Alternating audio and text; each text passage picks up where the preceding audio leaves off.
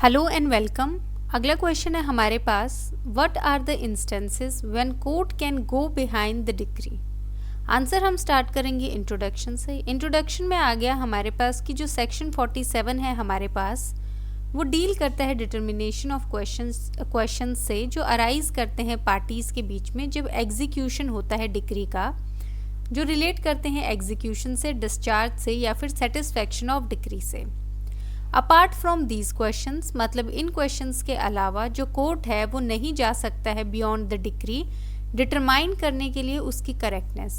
ये specifically provide करता है कि ये जो क्वेश्चंस हैं ये नहीं डिटरमाइन किए जाएंगे सेपरेट सूट में। ऑब्जेक्ट क्या है? जो अंडरलाइंग ऑब्जेक्ट है प्रोविजन का वो है प्रोवाइड करना चीप और एक्सपीडिशियस रेमेडी डिटरमाइन करने के लिए कुछ क्वेश्चंस जो अराइज करते हैं एग्जीक्यूशन प्रोसीडिंग्स के रिलेशन में बिना रिकोर्स करे सेपरेट सूट को प्रिवेंट करने के लिए अननेसेसरी लिटिगेशन। तो ये बेसिकली हमारे पास जो सेक्शन 47 का प्रीवियस जो क्वेश्चन था हमारे पास कि जो है court can not go behind the decree, हमने वहीं से जो है ये पिक किया है। फिर आगे इसमें हमारे पास court can not go behind the decree. इसमें आगे एक एग्जीक्यूटिंग कोर्ट जो है वो नहीं जा सकता है बियॉन्ड जो डिक्री है डिटरमाइन करने के लिए उसकी करेक्टनेस या वैलिडिटी। उसको जो है डिक्री को एज इट इज़ लेना है और उसको एग्जीक्यूट करना है। ये सब डिटरमाइन कर सकता है क्वेश्चंस जो रिलेट करते हैं एग्जीक्यूशन से, डिस्चार्ज से और सेटिस्फैक्शन ऑफ डिक्री से। ये बेस्ड है प्रिंसिपल पे कि एक प्रोसीडिंग जो है इन्फोर्स करने के लिए एक जजमेंट वो कोलेटरल है उससे, और कोई भी इंक्वायरी उसकी इरेगुलरिटी में या करेक्टनेस में परमिट नहीं की जा सकती ऐसे प्रोसीडिंग में। तो इसमें आ गया हमारे पास कि जनरल जो हमारे पास रूल है हम सबसे पहले वो बताएंगे कि court can not go behind the decree. उसके बाद जो हमारे पास एक्सेप्शन है दैट इज़ इंस्टेंसेस जहाँ पे कोर्ट जो है वो जा सकती है बिहाइंड द डिक्री। तो इसमें आ गया एग्जीक्यूटिंग कोर्ट जो है वो जा सकती है behind the decree following cases में। पहला आ गया जहाँ पे टर्म्स जो है डिक्री की वो वेग हैं या एम्बिगुअस हैं, मतलब क्लियर नहीं है। कोर्ट जो है वो इंटरप्रेट कर सकता है डिक्री को फाइंड आउट करने के लिए कि क्या मीनिंग है उन टर्म्स का जो यूज़ किए गए हैं। यह हमारे पास केस आ गया R Ramaswamy versus Kailasha Thevar 1951 supreme court. दूसरा आ गया इसमें हमारे पास जहाँ पे इनहेरेंट लैक है जुरिस्डिक्शन का कोर्ट के पार्ट पे जो पास कर रहा है डिक्री को, ये हमारे पास हेल्ड किया गया किरण सिंह वर्सेस चमन पासवान 1954 सुप्रीम कोर्ट में। जो इनहेरेंट लैक है जुरिस्डिक्शन का ये अपीयर करना चाहिए जो फेस ऑफ रिकॉर्ड पे, मतलब साफ साफ दिखना चाहिए।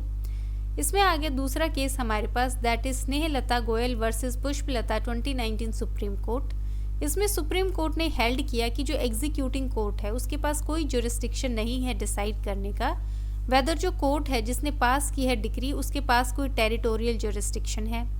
एक ऑब्जेक्शन जो है for want of territorial jurisdiction वो ट्रैवल नहीं करता है जो रूट है मैटर का, और ये कॉन्स्टिट्यूट नहीं करता है inherent lack of jurisdiction of civil court. तो यहाँ पे ये जो है स्पेसिफिक हमने जो है सर्कमस्टांस या इंस्टेंस कवर किया है इस केस में।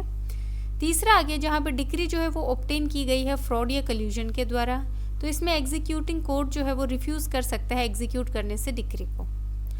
फोर्थ आगे एक ऑब्जेक्शन जो है वैलिडिटी ऑफ डिक्री को लेके वो रेज किया जा सकता है एग्जीक्यूशन प्रोसीडिंग्स में अगर ये जो ऑब्जेक्शन है ये अपीयर करता है जो फेस है रिकॉर्ड का, अगर ये एग्जामिनेशन रिक्वायर करता है इन्वेस्टिगेशन ऑफ फैक्ट्स, तो ये जो है can not be looked into, तो इसके अंदर जो है कोई जांच पड़ताल नहीं हो सकती है अगर वो रिक्वायर करता है इन्वेस्टिगेशन।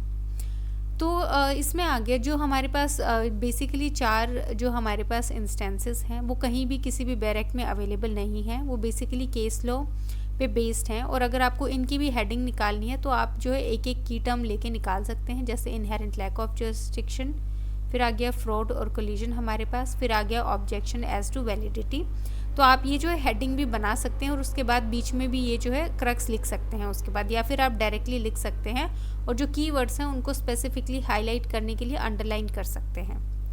फिर आ गया कंक्लूजन हमारे पास। कंक्लूजन में हम बताएंगे कि कोई भी ऑर्डर जो पास किया गया है सेक्शन 47 के अंडर वो डिक्री नहीं है और ये जो है अपील उसकी नहीं हो सकती है। हाउ एवर एक जो एप्लीकेशन है रिवीजन की वो फाइल की जा सकती है जो मेंटेनेबल होगी ओनली इफ़ जो कंडीशंस है रिवीजन की अगर वो फुलफिल की गई हैं।